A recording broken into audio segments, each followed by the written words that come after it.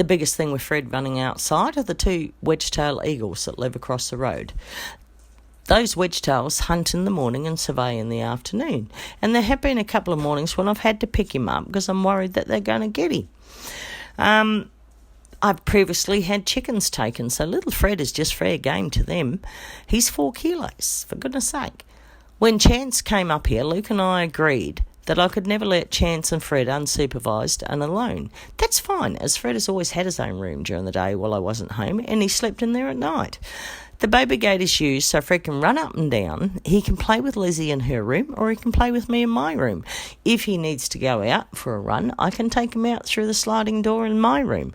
There is nothing wrong with what we're doing. Nevaeh and Chance have the main part of the house, which is the lounge room, kitchen, dining room, and then they sleep on my bed with me 5 nights a week. I don't see the problem. It's not an absolute split because the guys are looking at each other through the gate. They are licking each other through the gate. Nevaeh can go one side, Chancey can stay on this side, and I can do some training with him without Nevaeh interfering. She is quite a little jealous dog, and it can cause problems if I leave her there. Chancey is listening to me now. He wasn't back 2 weeks ago. So why would I have let Fred out with Chancey if I couldn't have stopped any interaction that wasn't on the positive side of things? There's no real shuffling around of dogs at all. We're outside a lot doing farm chores, which increases a lot during the cooler months. Summer is where we use the aircon every day and don't do much outside unless it's first thing in the morning or later at night.